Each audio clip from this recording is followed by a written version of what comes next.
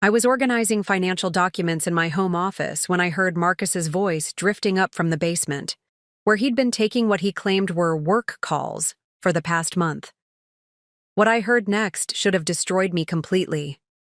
But while my husband was probably patting himself on the back for his brilliant secret strategy, I was already mentally calculating exactly how to protect everything we'd built together. Before we dive back in, let us know in the comments where you're watching from. And if this story resonates with you, don't forget to subscribe, because tomorrow's story is something truly special I can't wait to share. So, you're confident? We can freeze her out of the main accounts before she even knows what's happening. Marcus's voice carried clearly through the old house's thin floors. My name is Victoria Sterling, and at 38, I had just discovered that my husband of 12 years was secretly orchestrating our divorce with Crawford Associates, the most ruthless family law firm in Riverside County. But what Marcus didn't realize was that the woman upstairs organizing those financial documents wasn't just tidying up. I'd been meticulously documenting every asset, every account, and every suspicious phone call for the past 6 weeks. The very papers scattered across my desk would soon become the foundation of his complete and utter downfall. I set down the bank statements with hands that remained perfectly steady, even as my world shifted beneath me. Through the basement door, I could hear another voice, clearly the lawyer, outlining a strategy that would have left most wives financially devastated and emotionally shattered. "The key is timing," came the attorney's voice, crisp and professional. "We file on Friday afternoon, right before the long weekend. By the time the banks reopen Tuesday, we'll have temporary restraining orders in place protecting all marital assets. She won't be able to touch a penny without court approval." "Right. And since I'll be the primary breadwinner with the stable income," Marcus interrupted eagerly, "I should be granted control of the accounts during the proceedings, correct? Even though she's been handling most of the financial management. I almost smiled at that phrase. Marcus had always been happy to let me handle our boring money stuff, while he focused on his consulting business. What he'd failed to notice during his years of willful financial ignorance was that the woman managing that boring money stuff had been building something far more sophisticated than he could imagine. The basement consultation continued, each word more damning than the last. "Your wife seems to trust you completely with financial decisions," the lawyer observed. "Has she shown any signs of suspicion about your recent distance?" "None whatsoever," Marcus replied with obvious satisfaction. "Victoria's always been more focused on her work than paying attention to relationship dynamics. She's brilliant with numbers and systems, but completely oblivious to people's motivations. She has no idea I've been planning this for months.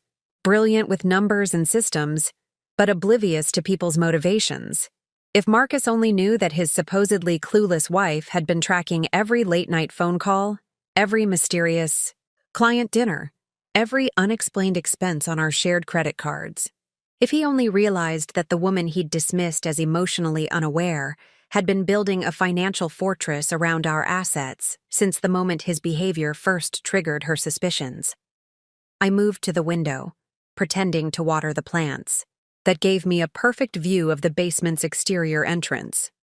Mrs. Chen from next door waved from her garden, and I waved back with a serene smile that would have impressed a meditation master. Inside, though, my mind was racing through contingency plans I'd hoped I'd never need to implement. "The timeline is crucial," the lawyer continued. "We need to move before she has any opportunity to transfer funds or liquidate assets. Friday. Filing, weekend processing, Tuesday restraining orders. By the time she understands what's happening, everything will be locked down under court protection." Under court protection. Marcus was planning to use the legal system itself as a weapon, positioning himself as the responsible spouse protecting marital assets from his potentially vindictive wife. The irony was breathtaking. He was plotting financial sabotage while claiming to prevent it. My phone buzzed with a text from Marcus upstairs. "Running late with client call, honey. Don't wait dinner for me. Love you." I typed back immediately. Of course, darling. Take all the time you need. I'll just catch up on some financial planning. Financial planning. If only he knew how accurate that response was. The conversation below was wrapping up, but I'd heard enough to understand the full scope of Marcus's betrayal. He wasn't just planning to divorce me. He was planning to systematically strip away my access to the life we'd built together, leaving me financially helpless while he positioned himself as the rational, stable party in our dissolution. What Marcus had failed to consider in all his careful planning was a simple but crucial detail. The woman he was plotting against had been managing complex financial portfolios for Fortune 500 companies for 15 years. The same analytical skills that made me successful in corporate finance might prove useful in protecting myself from domestic financial warfare. As I heard chairs scraping against the basement floor and voices moving toward the exit, I reflected on the beautiful irony of Marcus's miscalculation. He'd spent months planning a surprise attack on someone he assumed would be caught completely off guard. What he didn't realize was that his surprise had just become mine. Tonight, while Marcus slept peacefully believing he held all the advantages, I would make some phone calls of my own. Tomorrow, while he continued his secret preparations, I would implement a few contingency plans he'd never see coming. The hunter, as they say, was about to become the hunted, and unlike Marcus's plan, mine was designed to be absolutely bulletproof. It took a lot of care and time to prepare and narrate this for you, so if you're enjoying it, a quick subscribe really helps and means the world to us. All right, let's get back to it. Let me tell you who I really was, because understanding that will make everything that follows so much more satisfying. My name is Victoria Sterling, and at 38, I wasn't just some housewife who balanced the checkbook. I was senior financial analyst at Blackstone Consulting Group, managing investment portfolios worth over $200 million for some of the largest corporations on the East Coast. Every day, I analyzed risk assessments, predicted market volatilities, and protected my clients' assets from every conceivable financial threat. But apparently, Marcus had somehow convinced himself that the woman who safeguarded fortunes for a living was too naive to protect her own.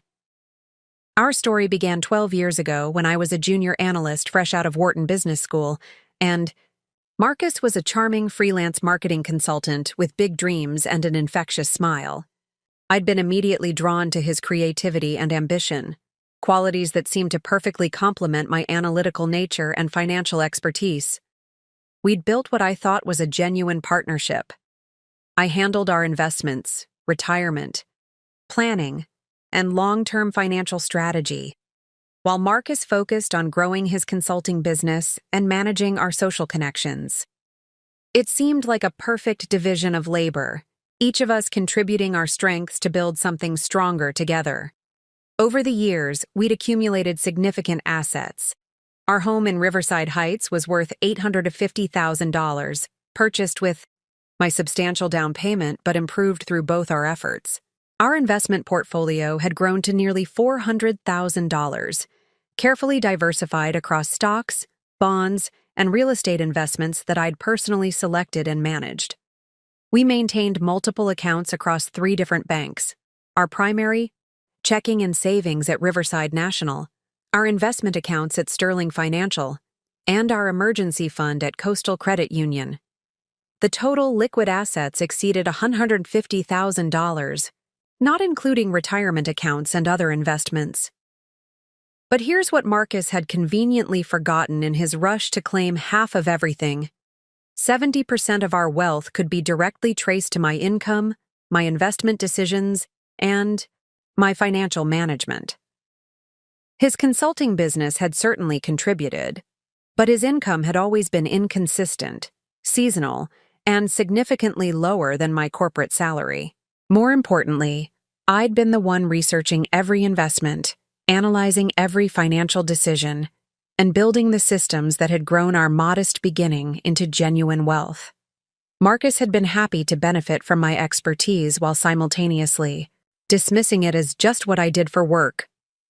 Victoria's always been a numbers person, he'd tell friends at dinner parties, in a tone that suggested this was somehow quaint rather than valuable. She loves all that financial planning stuff that would bore me to tears. I just let her handle it and focus on the creative side of life. The creative side of life, as if protecting and growing our family's wealth was some kind of tedious hobby, rather than the foundation that allowed him to pursue his creative consulting projects without worrying about financial security. Our home had become a reflection of this dynamic. Marcus had designed the beautiful living spaces, chosen the artwork, and created the warm, welcoming atmosphere that made our house feel like a sanctuary. But I'd engineered the mortgage strategy that let us buy it, negotiated the renovation financing, and structured our payments to build equity as quickly as possible. The basement office where Marcus had been holding his secret meetings was actually my idea. I'd insisted on creating a private workspace where we could both handle confidential business calls without disturbing each other. Now I realized he'd been using my thoughtful design to plot against me. What made his betrayal particularly devastating wasn't just the secrecy, it was the fundamental misunderstanding of who I actually was. Marcus seemed to believe that my financial expertise was just a job skill, something I did at the office but couldn't possibly apply to protecting myself personally. He'd apparently forgotten that analyzing threats and developing protective strategies was literally what I did for a living. Corporate executives paid me substantial fees, specifically because I could anticipate problems before they materialized and implement solutions before crisis struck. At Blackstone, I was known for my ability to identify early warning signs of financial misconduct. I'd helped 3 different clients discover and prevent embezzlement attempts by their own partners. I'd structured asset protection plans that had saved millions during hostile takeover attempts. I'd built financial firewalls that had protected my clients from ex-spouses, disgruntled business partners, and even family members attempting fraud. But somehow, Marcus had convinced himself that the woman who did this professionally would be caught completely off guard by his amateur hour divorce strategy. The more I thought about it, the more his assumptions revealed a deeper problem in our marriage. Marcus had never truly understood or respected what I brought to our partnership. He'd benefited from my financial expertise for 12 years while simultaneously dismissing it as boring technical work that real people shouldn't have to worry about. He saw my success as lucky rather than earned, my skills as useful but not impressive, my contributions as practical but not creative. In his mind, I was the responsible one who handled the boring stuff, while he was the interesting one who brought joy and spontaneity to our life. Standing in my home office, surrounded by the meticulously organized financial records that Marcus thought would make his divorce easier, I felt a cold clarity settle over me. He was about to discover that underestimating a financial analyst wasn't just foolish, it was potentially catastrophic. Because while he'd been planning to surprise me with legal papers and frozen accounts, I'd been doing what I always did: analyzing the situation, identifying the threats, and preparing comprehensive protective measures. The man who thought he was hunting a naive housewife was actually stalking a professional who specialized in exactly this kind of financial warfare. His overconfidence was about to become his downfall. The next morning arrived with Marcus displaying the kind of confident energy that made my skin crawl. He emerged from our bedroom whistling softly, wearing his newest charcoal suit and the expensive cologne he'd started using 3 months ago. Everything about his demeanor screamed of a man who believed he was executing the perfect plan. "Big presentation today," he announced, adjusting his tie with the satisfaction of someone who thought he held all the cards. The Morrison Industries account could be a game changer for the business. If this goes well, we might finally have the financial security we've always talked about. Financial security. The irony was so thick I could have cut it with a knife. Marcus was talking about our future financial security while secretly planning to destroy it through legal warfare. I handed him his travel mug filled with dark roast and maintained my usual supportive smile. "That's wonderful, honey. I'm so proud of how hard you've been working on building new client relationships.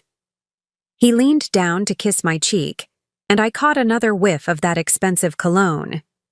No, Victoria.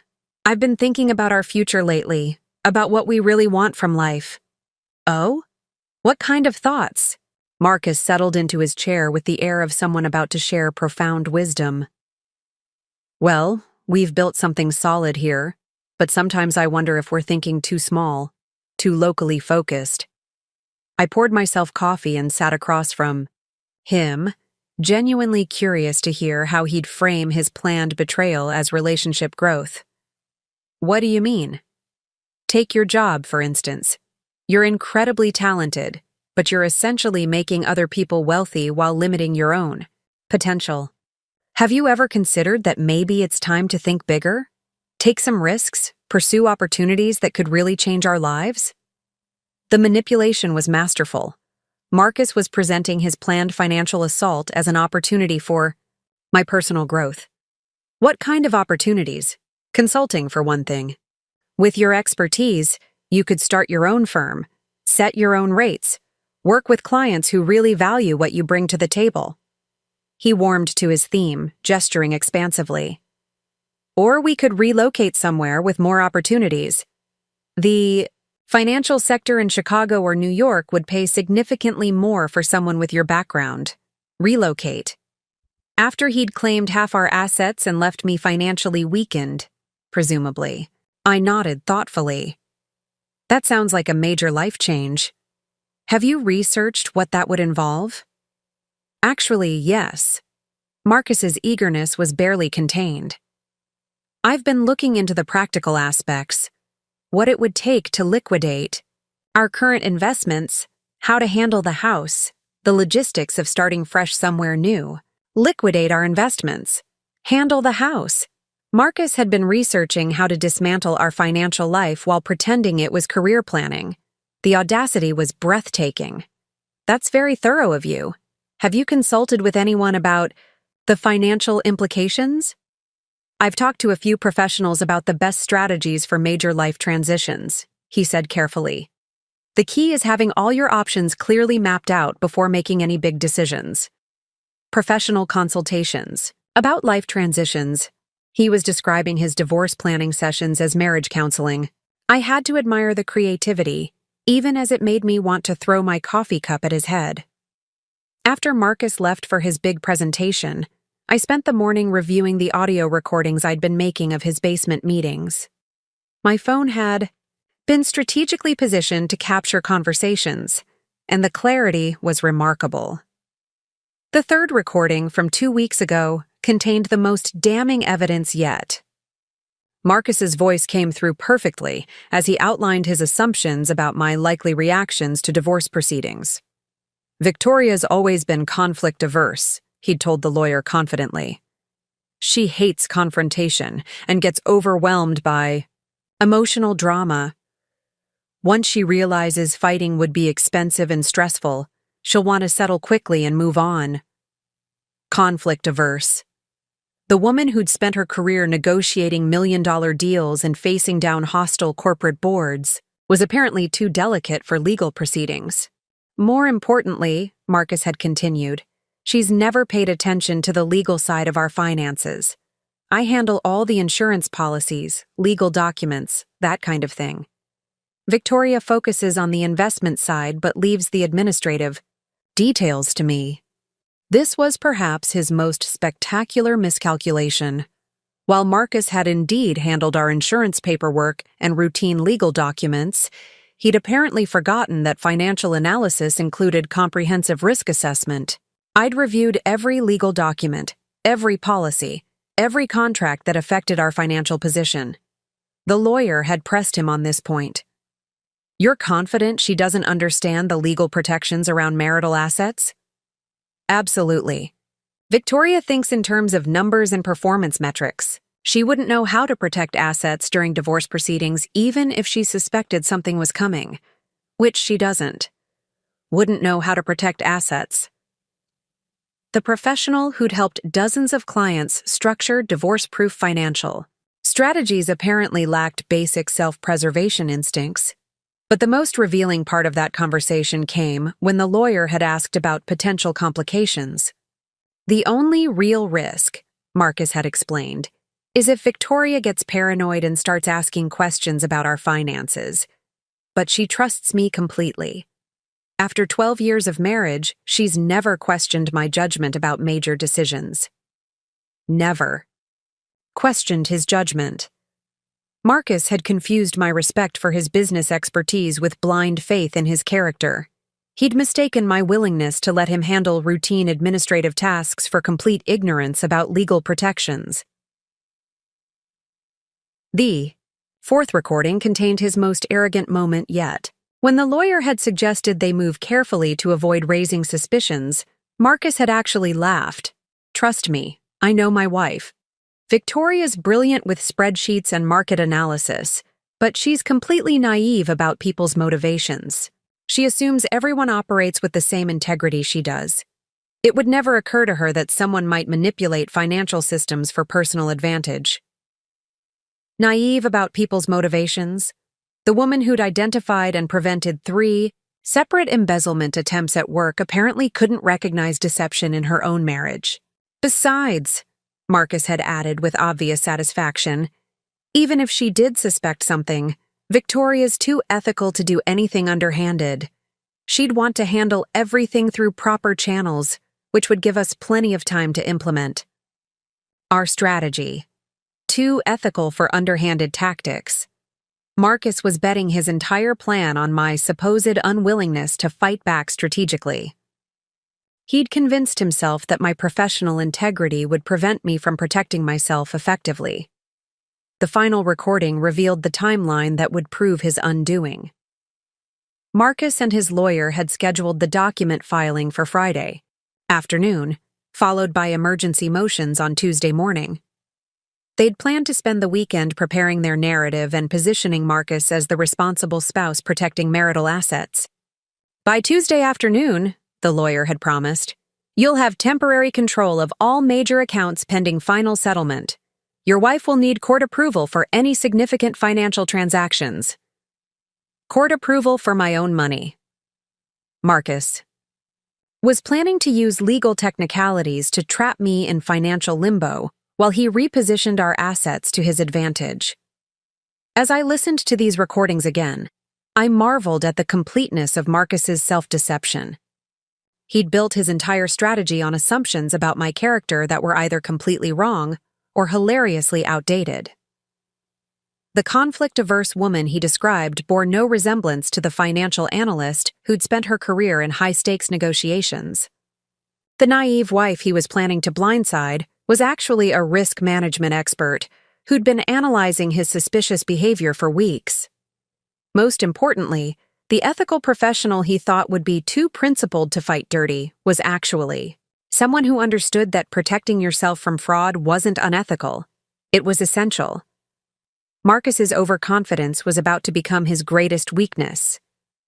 Because while he'd been congratulating himself on his brilliant manipulation, I'd been doing what I always did, gathering intelligence, analyzing threats, and preparing comprehensive countermeasures.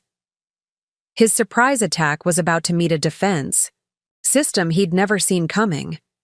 What Marcus didn't know, what he couldn't have known because he'd never bothered to truly understand what I did for a living, was that I'd been preparing for exactly this scenario since the moment his behavior first triggered my professional instincts 6 weeks ago.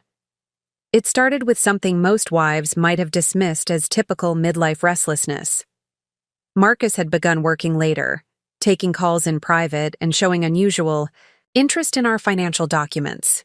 But when you've spent 15 years identifying patterns that signal financial misconduct, certain behaviors stand out like red flags in a thunderstorm. The first warning sign came during our anniversary dinner. At Meridian's in downtown Riverside, we'd driven the 30 minutes in unusual silence, and over appetizers, Marcus had made what seemed like casual conversation about asset liquidity. Business has been unpredictable lately, he'd observed, cutting into his duck breast with deliberate precision. Have you ever thought about what we'd do if we needed to access our investments quickly? Like, how fast could we liquidate everything if we had to? Asset liquidity during an anniversary dinner. Most wives might have interpreted this as financial planning. But I'd heard variations of this question dozens of times from clients who were secretly preparing for major life changes they didn't want their partners to know about. Within a week of that conversation, I'd done something that would prove crucial. I'd contacted Jennifer Morrison at Morrison & Associates, not the law firm Marcus was using, but the premier financial forensics firm 2 counties over in Oakwood. Jennifer specialized in asset protection during hostile situations, particularly cases involving domestic financial manipulation. Victoria, Jennifer had said during our first confidential meeting, the patterns you're describing are textbook preparation for financial ambush. If someone is researching asset liquidity and asking about legal procedures while being secretive about their consultations, they're usually planning something their partner wouldn't approve of. Jennifer had recommended a comprehensive defensive strategy that went far beyond anything Marcus could have anticipated. She'd helped me implement what she called financial early warning systems, monitoring tools that would alert me to any unusual activity across all our accounts. The first layer of protection was establishing new accounts that Marcus knew nothing about. Not for hiding money, which would have been illegal, but for creating backup systems that could keep our household running if our primary accounts were suddenly frozen or compromised. I'd opened a checking account at Northside Community Bank using my maiden name, Victoria Chen Sterling, which was perfectly legal since I'd never officially dropped my maiden name professionally. This account received direct deposit of my quarterly performance bonuses, money that Marcus had always told me to just add to our general savings without paying attention to the amounts. Over 6 weeks, I'd accumulated nearly $30,000 in this backup account, money that was legitimately mine, properly documented, and completely separate from any marital assets Marcus might try to claim. The second layer involved comprehensive documentation. Jennifer had explained that in financial disputes, documentation wasn't just helpful, it was everything. The spouse who could prove their contributions, trace their investments, and demonstrate their financial management skills typically maintained control of their assets. I'd spent weekends creating what Jennifer called a financial biography, a complete timeline of every significant financial decision in our marriage, with documentation showing who had initiated each investment, who had managed each account, and who had generated each income stream. The results were stunning even to me. 93% of our investment gains could be traced to my research and decision-making. 87% of our total accumulated wealth had come directly from my income or my management of our combined resources. Marcus's contributions, while significant in absolute terms, were dwarfed by both my earning power and my financial expertise. But documentation was only the beginning. Jennifer had also recommended what felt like paranoia at the time: comprehensive monitoring of Marcus's activities. Not because I wanted to spy on my husband, but because financial predators typically escalated their planning in predictable ways. I'd installed discrete recording software on our shared home computer, the one Marcus used for his administrative work. Every document he accessed, every website he visited, every email he sent was automatically logged and stored. Within 2 weeks, I'd discovered his research into divorce law, asset division procedures, and strategies for claiming spousal support. More damning was his browsing history, which revealed extensive research into financial rehabilitation after divorce and starting over in your 40s. Marcus wasn't just planning to leave me. He was planning to rebuild his life using assets I'd earned and investments I'd made. The recording equipment had been Jennifer's most controversial recommendation. "Victoria, I need you to understand something crucial," she'd explained. "In cases like this, the person planning the ambush typically reveals their strategy through phone conversations with lawyers or confidants. If your husband is meeting with attorneys, Those conversations could provide crucial evidence of premeditation. The legal requirements were strict, but manageable. Since the recordings were made in my own home, on property I co-owned, they would be admissible evidence as long as I wasn't recording confidential attorney-client conversations taking place elsewhere. The basement office setup had been perfect for this purpose. Marcus had requested privacy for his client calls, never realizing that the sound-dampening measures I'd installed to give him that privacy also made conversations remarkably clear for recording purposes. Within 3 weeks, I'd captured 5 separate conversations between Marcus and his attorney, each one more damaging than the last. They'd discussed strategies for freezing accounts, procedures for claiming business assets Marcus had never contributed to, and timeline for filing papers designed to catch me completely off guard. But the most valuable recordings captured Marcus's own words describing his assumptions about my capabilities and likely responses. These weren't confidential legal advice. They were his personal assessments of my character, my intelligence, and my ability to protect myself. The fourth layer of protection involved professional consultations that Marcus would never have expected. I'd quietly retained David Kim, one of the most respected family law attorneys in the Tri-County area, not to file for divorce, but to understand my rights and options if divorce papers were filed against me. Victoria, David had explained during our consultation, the good news is that you've maintained excellent financial documentation and clear asset separation. The challenging news is that your husband appears to be planning a very aggressive strategy designed to put you at maximum disadvantage. David had outlined several defensive measures, but the most important was timing. If someone is planning to ambush you with emergency motions and account freezes, your best defense is to implement protective measures before they can file their papers. Once emergency orders are in place, your options become much more limited.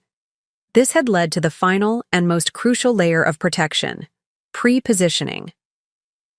Working with David and Jennifer, I'd identified every account, every asset, and every legal vulnerability that Marcus might try to exploit. For each potential threat, we'd developed a specific countermeasure that could be implemented within hours if necessary. The most important element was establishing clear documentation of asset, ownership, and management. While most of our wealth was technically marital property, the reality was more complex. My professional income, my investment decisions, and my financial management had generated the vast majority of our worth. More importantly, Marcus's own words, captured clearly on my recordings, demonstrated that he'd been planning systematic deception and financial manipulation. In family court, evidence of premeditated fraud typically resulted in sanctions, fee awards, and protective orders that would reverse any temporary advantages gained through surprise tactics. Standing in my office, reviewing the comprehensive defensive system I'd built over 6 weeks, I felt a profound sense of professional satisfaction. Marcus had assumed he was planning an attack on an unsuspecting victim. What he'd actually done was trigger the defensive protocols of someone who specialized in exactly this type of financial warfare. His surprise was about to become mine, and unlike his plan, mine was designed to be absolutely bulletproof. The full scope of Marcus's deception began revealing itself through sources I never could have anticipated. What started as suspicious behavior had evolved into a systematic campaign of manipulation that stretched back months further than I'd initially realized. The first devastating discovery came from Rebecca Martinez, our financial advisor at Sterling Financial. I'd scheduled what Marcus assumed was a routine quarterly review, but I'd actually requested a comprehensive audit of all account activities over the past year. "Victoria, I'm glad you asked about this," Rebecca said, pulling up detailed transaction records on her computer screen. "I've been concerned about some irregular activity on your joint accounts, but since the requests came from Marcus and seemed to involve legitimate financial planning, I processed them as requested." My heart sank as she began scrolling through a timeline of activities I'd never been told about. Over the past 4 months, Marcus had been conducting what he'd described to Rebecca as contingency planning for various life scenarios. In January, he requested detailed valuations of all your investment portfolios, Rebecca explained. He said you were both considering major life changes and needed to understand your complete financial picture. January. 4 months before I'd noticed any behavioral changes. Marcus had been planning this betrayal for twice as long as I'd suspected. Then in February, he asked for projections on early retirement scenarios, specifically calculations about liquidating investments to support lifestyle changes, early retirement scenarios. Marcus had been researching how to live off our accumulated wealth without continuing to earn income. Exactly what someone would need if they were planning to claim half of everything and start over. Most concerning, Rebecca continued, was his request last month for documentation about individual versus joint account protections. He specifically asked about procedures for protecting assets if one spouse became financially irresponsible or made poor decisions under emotional stress. The manipulation was breathtaking. Marcus had been laying groundwork to portray me as emotionally unstable and financially reckless, creating a paper trail that could justify removing my access to our own money. Rebecca, did he ever mention why these contingencies were necessary? Said you'd been under tremendous stress at work, and he was worried about your decision-making capabilities. He mentioned that you'd been talking about making dramatic changes that might not be in your best financial interests. Dramatic changes that might not be in my best interests. Marcus had been constructing a narrative where my financial expertise somehow became a liability requiring his protective intervention. The second revelation came from my own employer, delivered by Sarah Chen, Blackstone's Human Resources Director, during what I'd thought was a routine HR check-in. Victoria, I need to ask about something sensitive, Sarah began carefully. We received an inquiry last week from someone claiming to be conducting a background verification for insurance purposes. They were asking about your employment status, income stability, and any performance issues. My blood turned cold. What kind of background verification? The caller identified himself as representing Morrison Life Insurance and said they were processing a major policy application that listed you as the primary beneficiary. They wanted confirmation of your employment history and current performance metrics. Morrison Life Insurance.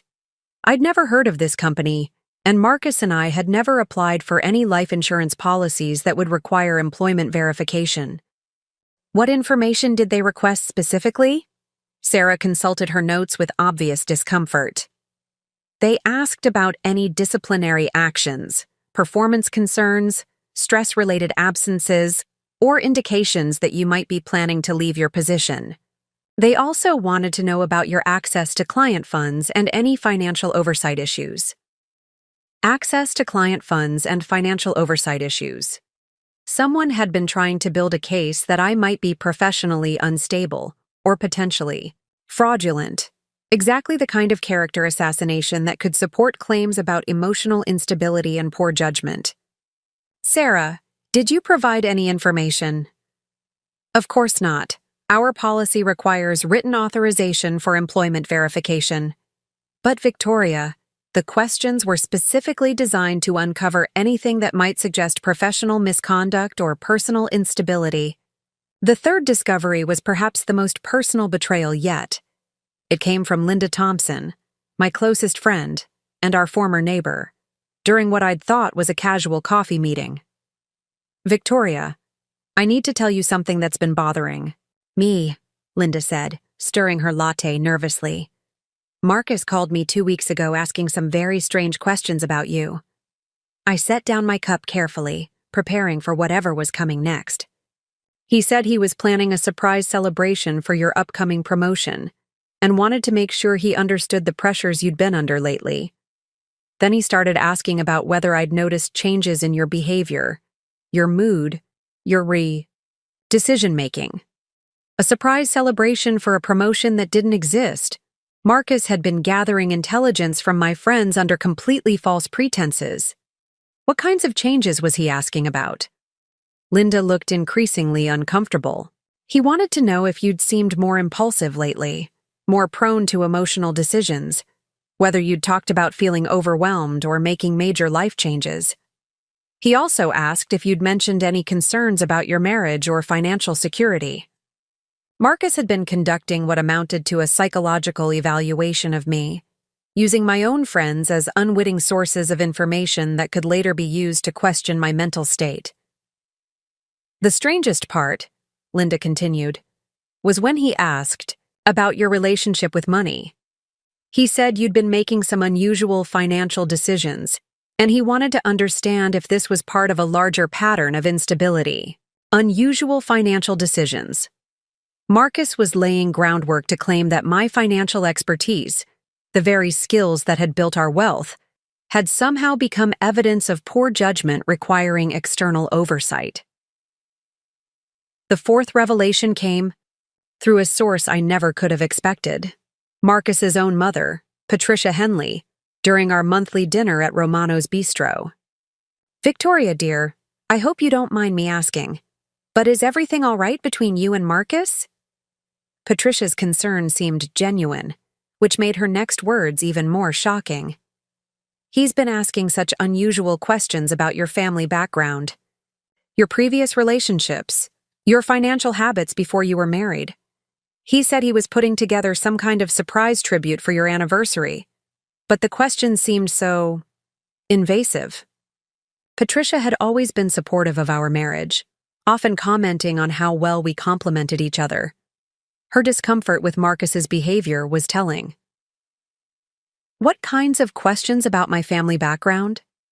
He wanted to know about your parents' divorce when you were young, whether you'd shown signs of inheriting any instability from that situation. He asked about your college years, whether you'd had any financial problems or relationship difficulties that might suggest patterns he should be aware of. Patterns he should be aware of. Marcus had been researching my personal history, looking for ammunition to use against me, trying to construct a narrative of inherited instability or poor relationship judgment. Most disturbing, Patricia continued, was when he asked about your relationship with money growing up. He seemed particularly interested in whether your family had experienced financial stress that might have created unhealthy attitudes toward money and security. Unhealthy attitudes toward money and security. The professional financial analyst who'd built our family's wealth was being portrayed as someone with psychological issues around financial management. That evening, as I processed these revelations in my home office, the comprehensive nature of Marcus's deception became clear. This wasn't just a plan to divorce me and claim half our assets.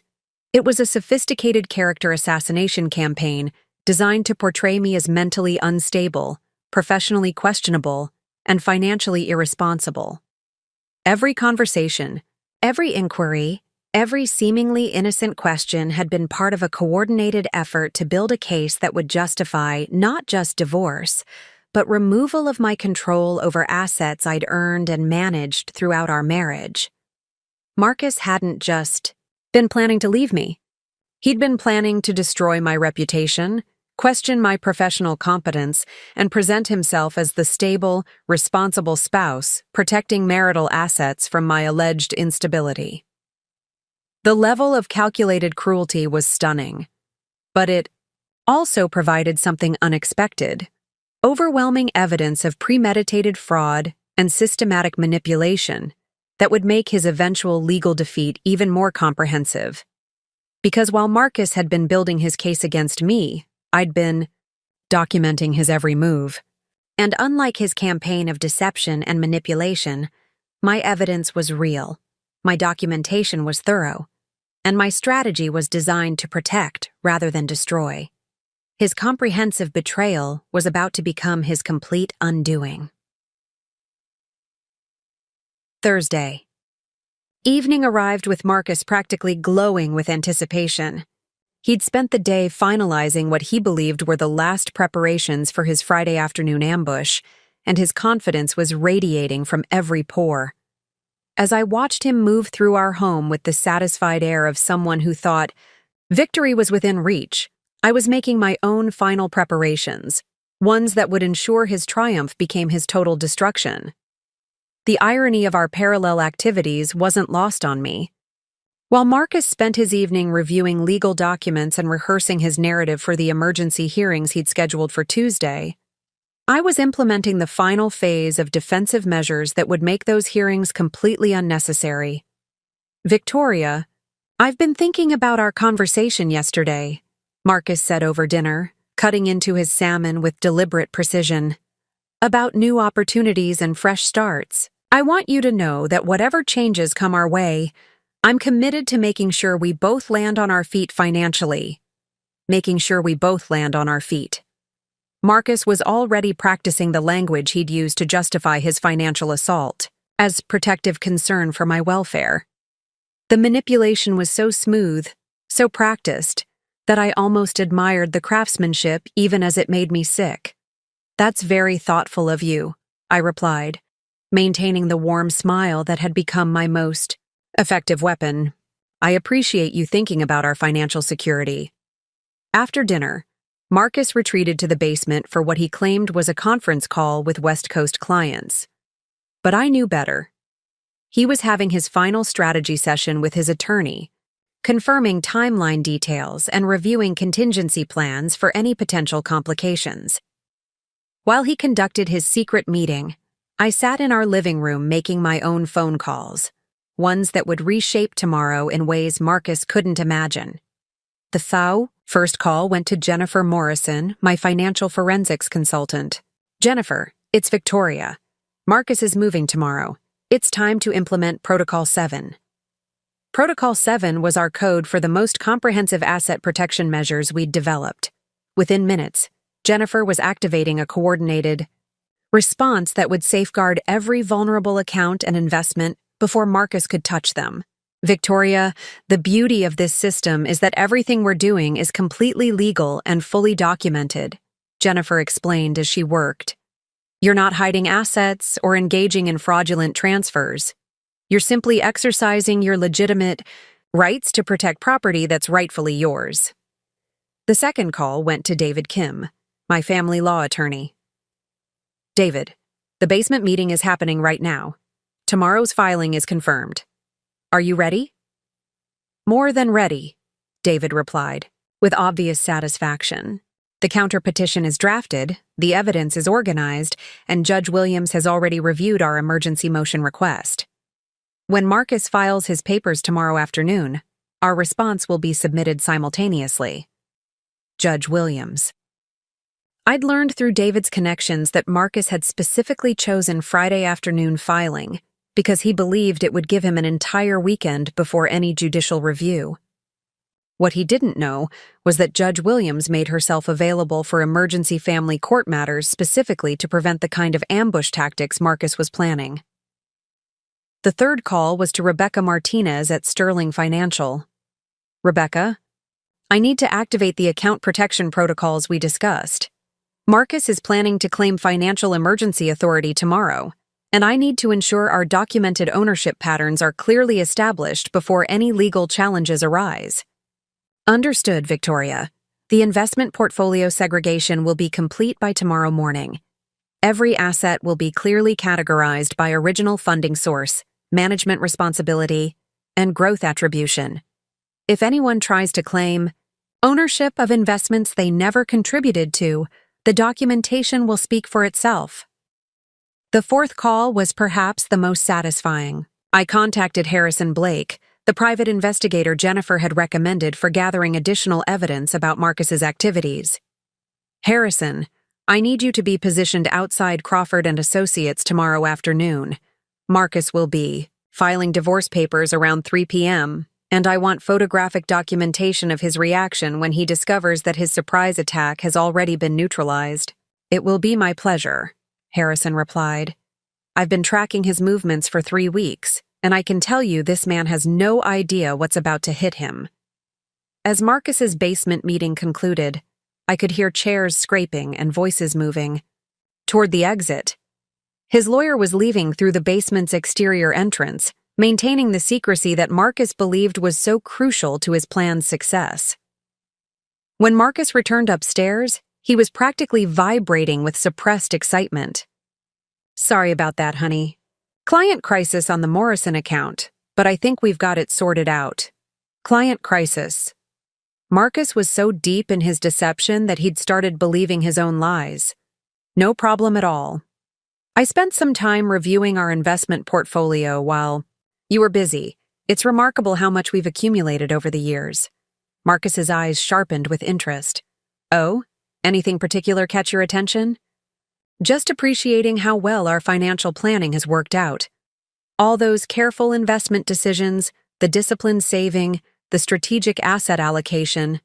We've built something really substantial." "We certainly have," Marcus agreed, though his tone suggested he was already mentally dividing everything into his pile and my pile. That night, as Marcus slept peacefully beside me, dreaming of his impending victory, I lay awake reviewing the comprehensive defensive system that would be activated within hours.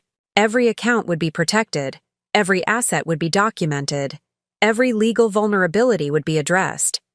More importantly, every piece of evidence documenting Marcus's deception, manipulation, and attempted fraud would be presented to the court simultaneously with his filing.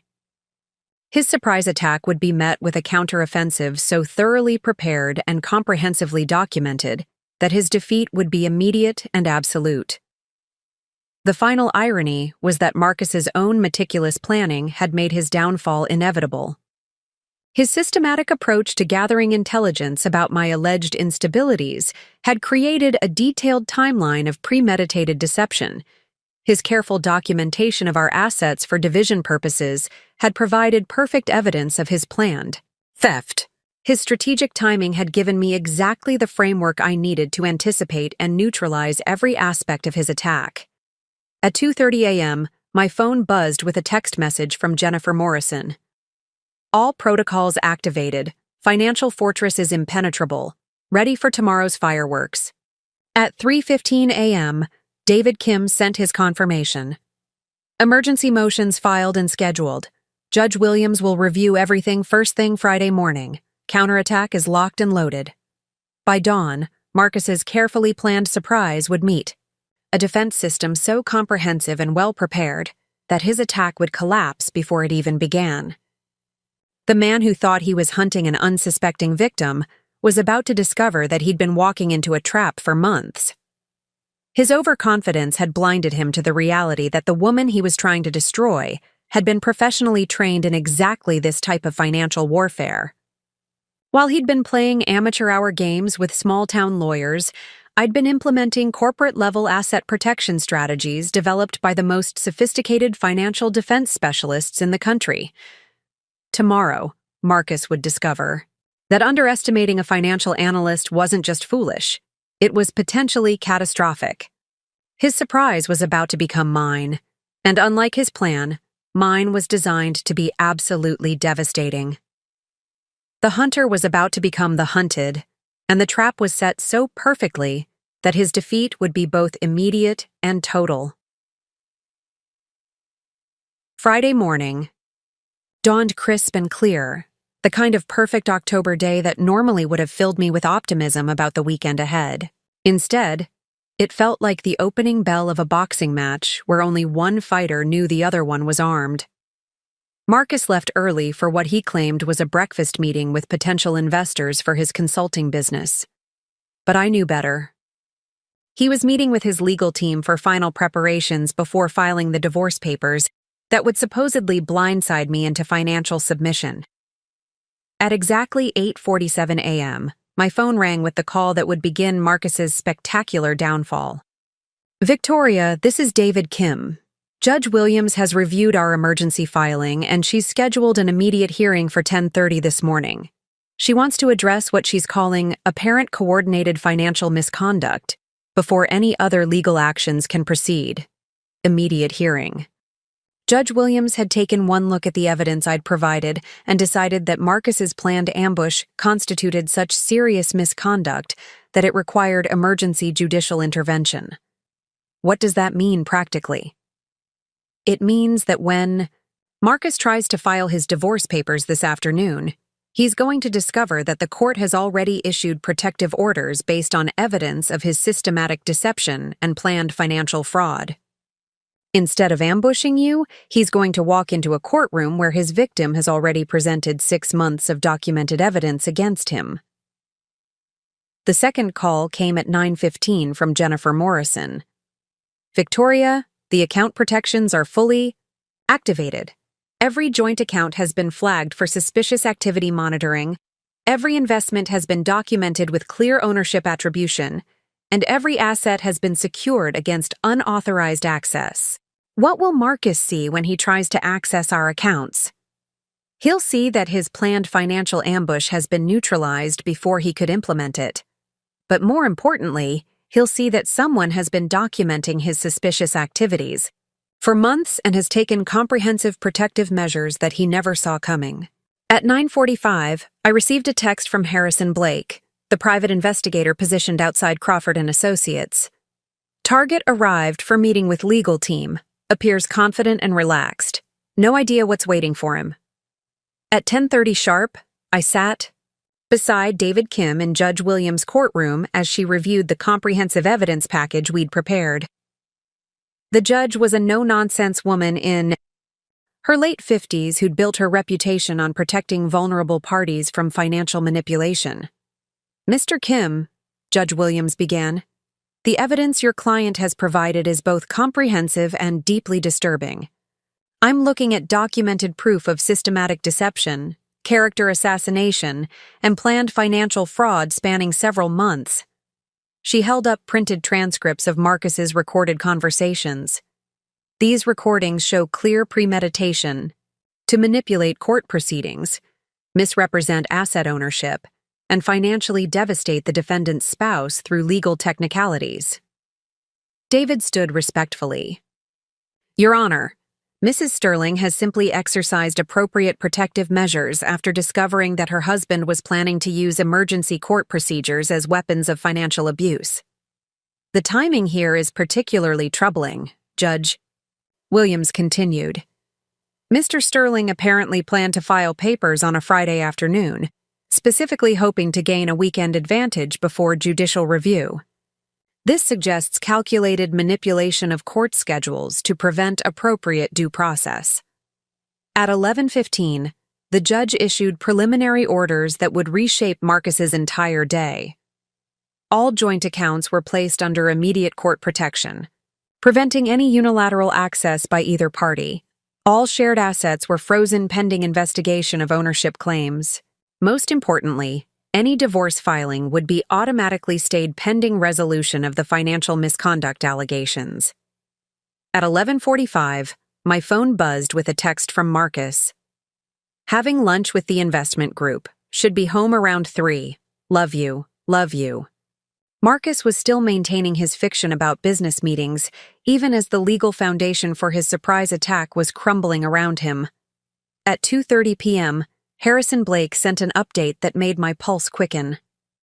Target just entered Crawford Associates for what he believes is final preparation before filing. Legal team appears to be delivering unexpected news.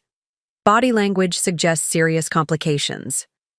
At 2:47, Harrison's next message was accompanied by a photograph.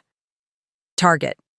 Emerging from law office, facial expression suggests he just learned his surprise attack has failed spectacularly, currently making frantic phone calls in parking lot. At 3:15, Marcus called me, and the panic in his voice was unmistakable. Victoria, I need to talk to you immediately. There's been some kind of misunderstanding with our bank accounts. Misunderstanding? What kind of misunderstanding? The accounts have been frozen. There's some kind of court order preventing either of us from accessing our money. Did you know anything about this? I paused, considering how to respond. The moment of truth had arrived, and Marcus's world was about to collapse completely. Marcus, I think you should come home. We need to have a very different conversation than the one you were planning. The silence on the other end of the line stretched for nearly 30 seconds. When Marcus finally spoke, his voice had lost all its earlier confidence. Victoria, what do you know about court orders and frozen accounts? I know that when someone plans to ambush their spouse with divorce papers and emergency motions designed to steal half of everything they've built, sometimes the intended victim has resources they didn't expect. Another long pause. You knew. Marcus, I've known for weeks. About the lawyers, about the planned filing, about the emergency motions, about the account freezing strategy. I've known about all of it. The sound that came through the phone might have been a groan or a curse. How? Because unlike the woman you thought you married, I'm actually quite good at protecting myself from financial predators. Even when those predators happen to be my own husband. At 3:45, Marcus burst through our front door looking like a man whose entire world had just collapsed. His expensive suit was wrinkled, his usually perfect hair disheveled, and his face carried the expression of someone who'd just realized they'd been outmaneuvered at every possible level.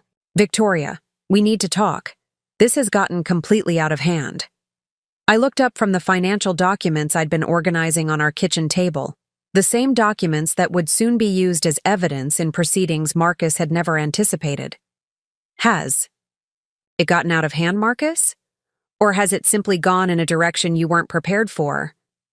He stared at the papers spread across the table, and I could see the moment when he realized what he was looking at. Bank statements showing account, activities he didn't know I'd been tracking, legal documents bearing his signature on applications he thought were confidential, transcripts of conversations he thought were private. How long have you known? Long enough to document everything. Long enough to protect myself. Long enough to ensure that your surprise attack became my strategic victory.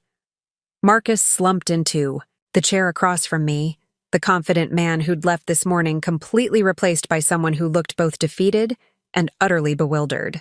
Victoria, I never meant for things to go this far. You never meant to get caught, Marcus. There's a difference. The hunter had officially become the hunted, and the look on his face told me he was beginning to understand just how completely his brilliant plan had backfired. His surprise attack had met a defense system he'd never imagined, and his confident assumption of victory had transformed into the beginning of his comprehensive defeat.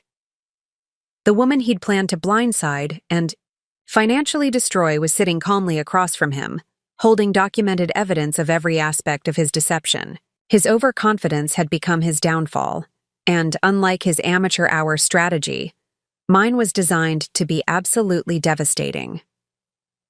The weekend that followed was a masterclass in how quickly a carefully constructed life can unravel when built on deception.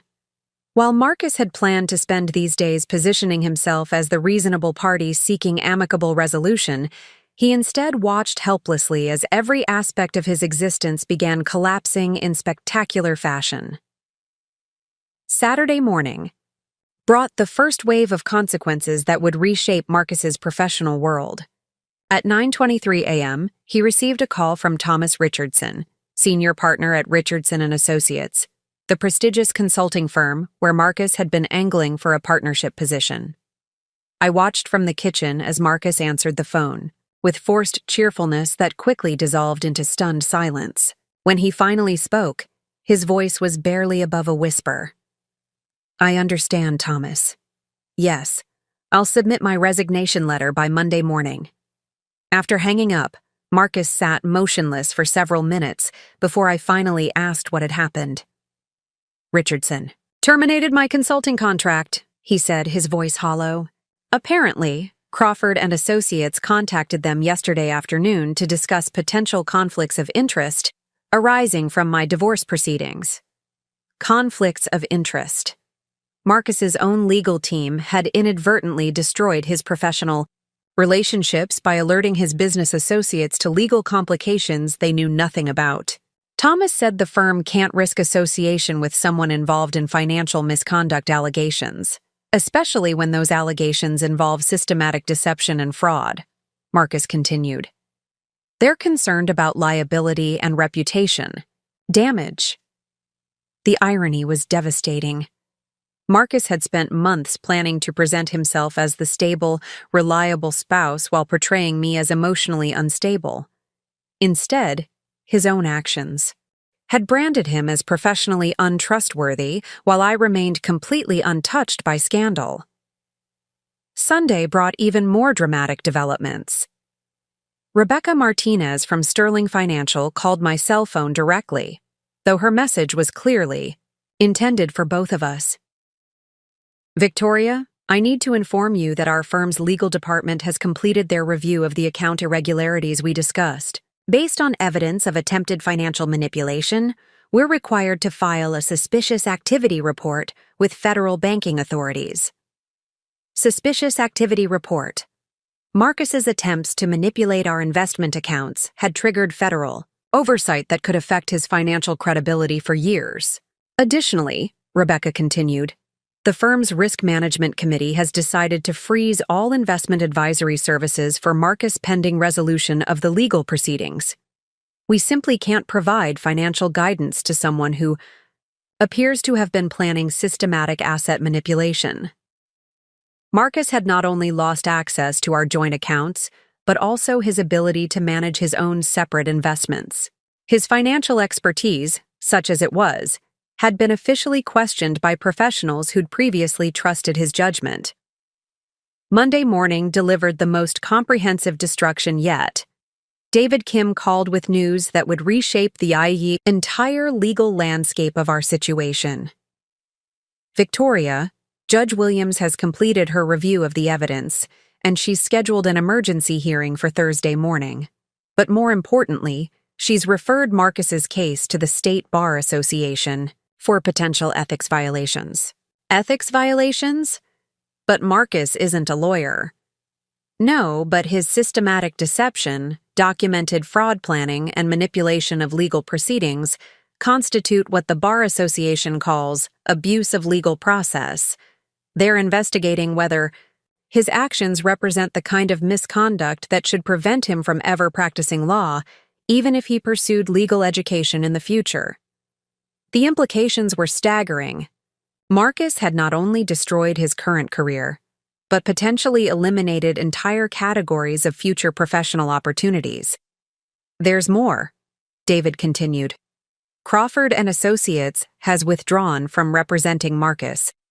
Apparently, when the firm reviewed the recorded evidence of his conversations, they realized he'd misrepresented crucial facts about our financial situation and your likely responses. Crawford Associates, the most ruthless family law firm in Riverside County, had abandoned Marcus when they discovered he'd lied about fundamental aspects of his case. He was now facing emergency legal proceedings without professional representation, but the afternoon brought the most personally devastating blow yet. Marcus's phone rang at 2:30, and I could hear Patricia Henley's voice clearly even from across the room. "Marcus, I just received a very disturbing call from Victoria's friend Linda Thompson. She told me about some questions you'd been asking her about Victoria's mental state and financial judgment." Marcus tried to interrupt, but his mother's voice cut through his protests with surgical precision. "Linda also mentioned that you'd contacted several other friends and family members asking similar questions, always under the pretense of planning some kind of surprise celebration." I watched Marcus's face drain of color as his mother continued. "Marcus, I raised you to be better than this. The idea that you would manipulate your wife's friends to gather ammunition against her character is absolutely appalling. What kind of man have you become?" The conversation continued for nearly 20 minutes, with Patricia expressing disappointment so profound it was painful to witness. When she finally hung up, Marcus looked like a man who'd lost everything that had ever mattered to him. "My own. Mother thinks I'm a monster," he said quietly. Tuesday brought financial consequences that would affect Marcus for years. Harrison Blake called with an update that made me almost feel sorry for my husband. "Victoria, the credit monitoring services picked up some interesting activity. Marcus applied for 3 different personal loans yesterday, presumably to fund legal representation and living expenses. Were any approved? All 3 were denied. Apparently, the suspicious activity reports and legal proceedings have already affected his credit status. Moreover, 2 of the lenders specifically cited ongoing financial misconduct investigation as grounds for denial. Marcus had not only lost access to our joint resources, but also his ability to secure independent financing. His financial options were shrinking rapidly. Wednesday delivered the final blow to his professional reputation. Sarah Chen from Blackstone's HR department called to inform me that Marcus had contacted them again, this time desperately trying to retract his previous inquiries about my employment status. He claimed his earlier questions were based on misunderstandings and asked us to disregard everything he'd said about your performance and stability, Sarah explained. Unfortunately, I had to inform him that his inquiries had already been documented and reported to our security department as potential workplace harassment. Workplace harassment. Marcus's attempts to damage my professional reputation had instead created a permanent record of his own misconduct that could follow him to any future employer. Our legal department has also advised that any future contact from Marcus regarding your employment will be treated as continued harassment and reported to appropriate authorities, Sarah added.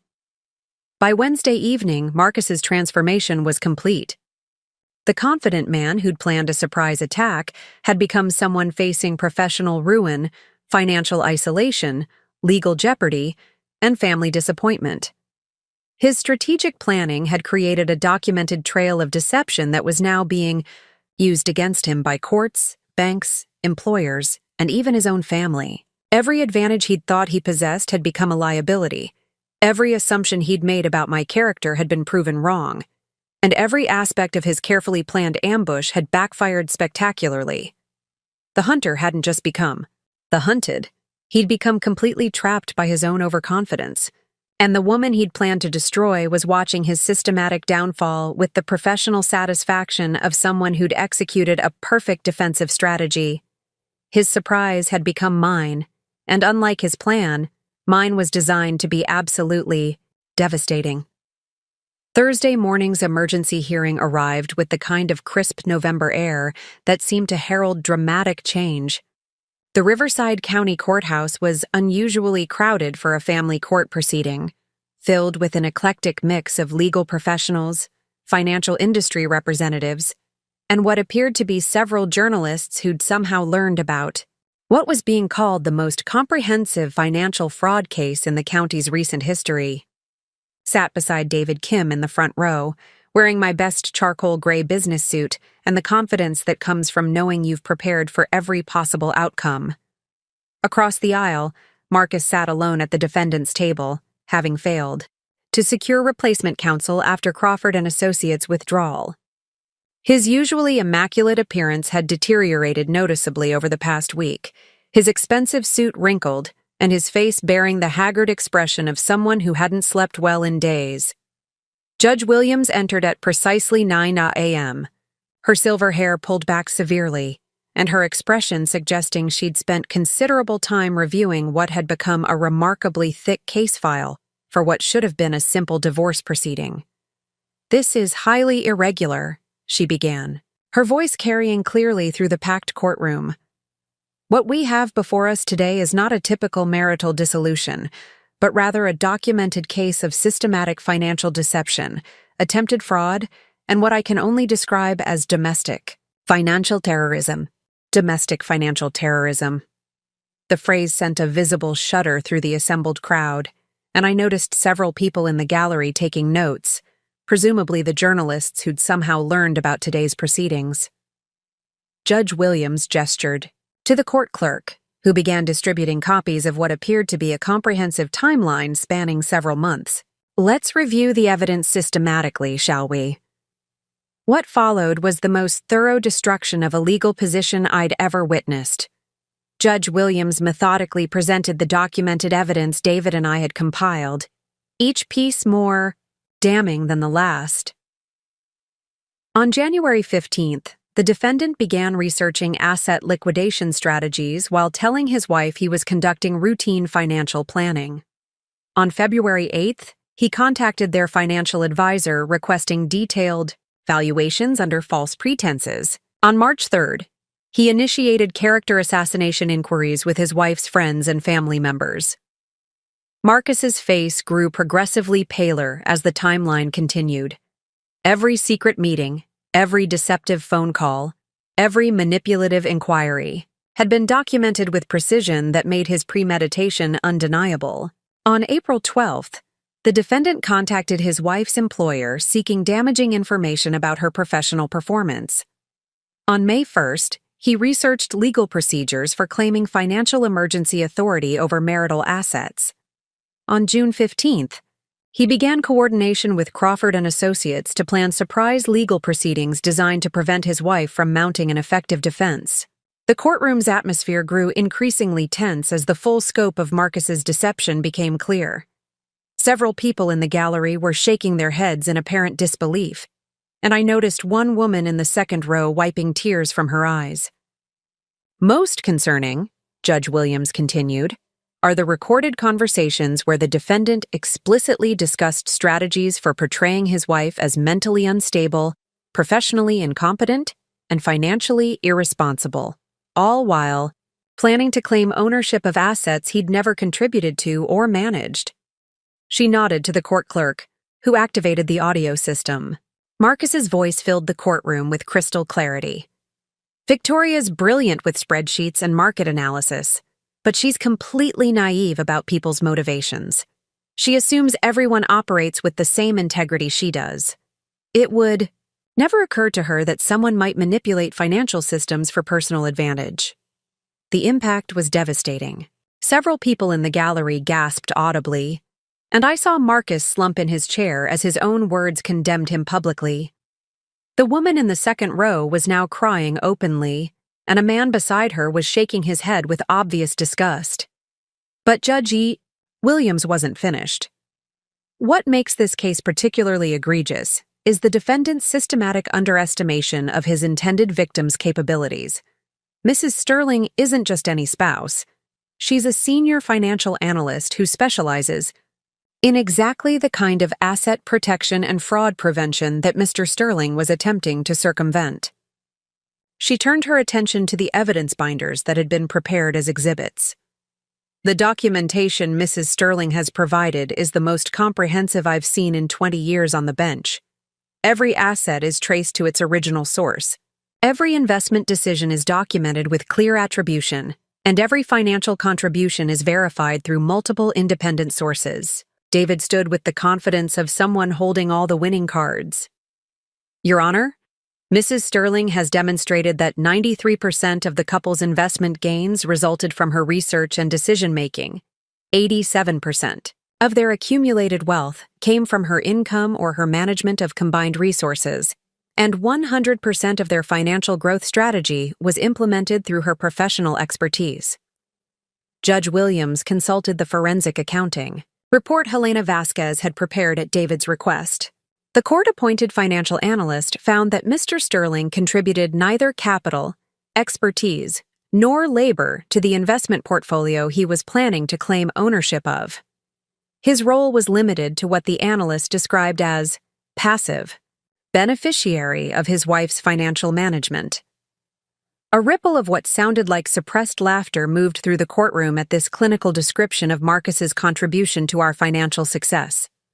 Furthermore, the judge continued, Mrs. Sterling maintained complete separation of business and personal finances, documented every investment and expense with meticulous precision, and can trace every dollar of portfolio growth to her individual efforts and professional decisions. Judge Williams then turned her attention to Marcus directly. Mr. Sterling, do you have anything to say before I issue my ruling? Marcus stood shakily, looking nothing like the confident man who'd planned this entire scenario. His voice was barely audible when he finally spoke. Your Honor, I never intended for things to go this far. I thought Victoria would be reasonable about dividing our assets. I didn't realize she'd been documenting everything. Mr. Sterling, you didn't intend for your systematic fraud to be discovered. You didn't intend for your character assassination campaign to be recorded. You didn't intend for your financial manipulation to be prevented. The only thing you intended was to steal assets belonging to your wife while portraying her as unstable and incompetent. Judge Williams shuffled her papers with the finality of someone rendering judgment.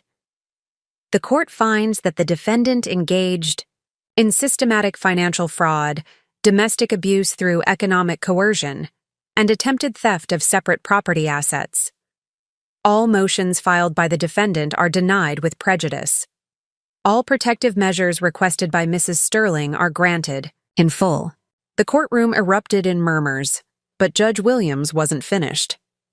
Furthermore, this court is referring this case to the District Attorney's Office for Criminal Prosecution, to the State Banking Commission for Financial Misconduct Review, and to the Federal Trade Commission for investigation of potential securities fraud. As the gavel fell, I felt a profound sense of vindication wash over me. The woman Marcus had planned to surprise and financially destroy had just watched him be publicly exposed, professionally ruined, and legally defeated in the most comprehensive way possible. The journalists were already heading for the exits, likely rushing to file stories about Riverside County's most dramatic financial fraud case in recent memory. Marcus sat motionless while his court-appointed advocate packed briefcases with the efficient movements of someone eager to distance themselves from a spectacular failure. As I stood to leave, the woman who'd been crying in the second row approached me. "Mrs. Sterling, I'm Jennifer Walsh from the Riverside Women's Legal Aid Society. What you've accomplished here today will help protect other women facing similar financial abuse. Would you consider sharing your story to help others learn these defensive strategies?" The hunter hadn't just become the hunted. He'd been systematically trapped, publicly exposed, and decisively destroyed by the woman he'd foolishly underestimated. Justice, it turned out, was every bit as satisfying as I'd hoped it would be. 2 years later, I stood in the conference room of Sterling Financial Security Solutions, my own consulting firm, watching the final presentation of a comprehensive asset protection workshop I'd developed for high-net-worth women facing potential financial manipulation. The expansion I'd dreamed about during those dark months of Marcus's deception had not only become reality, it had exceeded every optimistic projection I'd dared to imagine. "Victoria, this framework you've developed is revolutionary," said Catherine Morrison, CEO of Morrison Industries and one of 12 executives attending this month's intensive workshop. "The early warning systems, the documentation protocols, the defensive strategies, it's like having a financial bodyguard before you even know you need protection." The irony wasn't lost on me. Marcus had once suggested I was limiting my potential by working for others instead of building my own business. What he'd failed to anticipate was that his betrayal would force me to develop expertise that transformed into the most successful financial security consulting practice in the tri-state area. Over the past 24 months, Sterling Financial Security Solutions had helped more than 200 women protect assets worth over $50 million from various forms of financial manipulation. The defensive strategies that had saved my own financial life had evolved into a comprehensive system that was revolutionizing how people approach domestic financial security. The key insight, I explained to the group, is that financial predators rely on their victims being unprepared and overwhelmed. When you implement protective measures before crisis strikes, you transform from potential victim to prepared defender. Trust. Phone buzzed with a text from Jennifer Morrison, who'd become not just my consultant but a close friend and business partner. "Board meeting confirmed for next Thursday. 3 more corporate clients requesting enterprise-level protective services. Your waiting list is now 6 months out." The success had been both personally satisfying and professionally validating. What started as self-defense had become a thriving business built on helping others avoid the trauma I'd experienced. The skills I'd developed protecting myself from Marcus's deception were now protecting dozens of other families from similar betrayals. But the personal transformation had been even more profound than the professional success.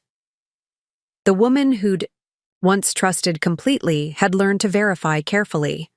The wife who'd assumed good faith had developed sophisticated threat assessment capabilities. The financial analyst who'd focused on numbers had expanded into comprehensive risk management that included human psychology and behavioral analysis. My new home in Riverside Heights overlooked the valley where Marcus had once planned our life together, but this house was entirely mine. Purchased with the settlement money the court had awarded for his attempted fraud, and financed through my own thriving business rather than shared marital assets.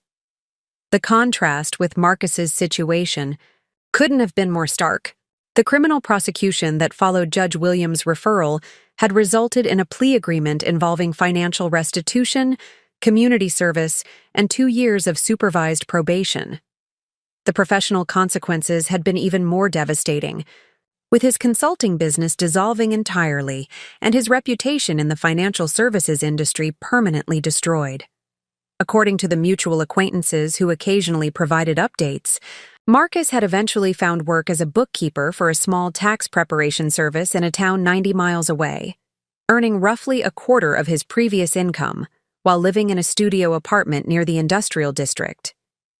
His family had initially rallied around him, convinced that the media coverage had been exaggerated and that surely the courts had been unfair. But as the full details of his deception emerged during the criminal proceedings, even their support had evaporated. Patricia Henley had actually called me last spring to apologize again for her son's behavior and to express genuine pride in how I'd protected myself. "Victoria, I raised Marcus to be better than what he became," she'd said, her voice heavy with shame and regret. "The way he treated you, the things he planned to do, I can't understand how he developed such capacity for cruelty. But I'm grateful you were strong enough to stop him." The most satisfying aspect of my transformation wasn't the financial success or professional recognition, though both were gratifying. It was the knowledge that I'd converted a devastating betrayal into a source of strength that was helping other women protect themselves from similar manipulation. Last month, I'd been invited to speak at the National Conference on Domestic Financial Abuse, where my presentation on early warning systems for economic coercion had received a standing ovation from an audience of attorneys, financial professionals, and survivors of financial manipulation. The key lesson, I'd told that audience, isn't that you should be paranoid about everyone you trust. It's that you should be prepared to protect yourself if that trust is violated. Financial predators rely on their victims being caught off guard. When you're prepared, you transform the power dynamic completely. The speaking engagements had led to consulting opportunities with major corporations wanting to protect their executives from financial manipulation, and with financial institutions seeking to identify and prevent domestic economic abuse among their clients. Sterling Financial Security Solutions now employed 6 full-time consultants and had partnerships with law firms, private investigators, and forensic accountants across 3 states. What had started as desperate self-defense had evolved into a comprehensive industry, addressing a problem most people never realized existed until they experienced it themselves. But perhaps the most meaningful validation came from the letters I received weekly from women who'd attended my workshops or read articles about my case. They wrote to thank me for showing them that financial predators could be defeated, that preparation was more powerful than paranoia, and that the skills needed to protect yourself could be learned and implemented before crisis struck. "Dear Mrs. Sterling," one recent letter began, "my husband had been secretly meeting with divorce lawyers for 3 months before I discovered his plans. But because I'd attended your workshop last year, I recognized the warning signs and implemented your defensive protocols. When he tried to surprise me with papers and account freezes, I was already 6 steps ahead. Your story saved my financial life." These letters reminded me that Marcus's betrayal, devastating as it had been at the time, had ultimately created something positive that was helping other families protect themselves from similar attacks. Standing, now in my conference room, surrounded by successful women learning to protect the wealth they'd worked so hard to accumulate, I reflected on the profound transformation the past 2 years had brought. Marcus had planned to destroy my financial security and leave me emotionally shattered, professionally damaged, and personally defeated. Instead, his attack had forced me to discover capabilities I'd never fully appreciated, and to build defensive systems that had transformed into offensive strategies. The woman he'd underestimated as naive and conflict-averse had become a recognized expert in financial warfare. The wife he'd planned to blindside had become a teacher helping others avoid similar ambushes. The victim he'd expected to devastate had become a victor whose success was built on the very skills he'd tried to exploit. His cruelest miscalculation had become my greatest strength, and his planned destruction had become my triumphant transformation. I locked the office that evening and headed home to the life I'd built entirely on my own terms. I couldn't help but smile at the ultimate irony. Marcus had always said I was too ethical to fight dirty when my financial security was threatened. He'd been right about my ethics. What he'd failed to understand was that protecting yourself from fraud isn't fighting dirty. It's fighting smart. And when it comes to financial warfare, intelligence beats deception every single time. The hunter hadn't just become the hunted, he'd become irrelevant, while his intended victim had become unstoppable. Coming up next, you'll see 2 more stories we handpicked just for you. If this one struck a chord, you're going to love what's next. Tap to keep the journey going.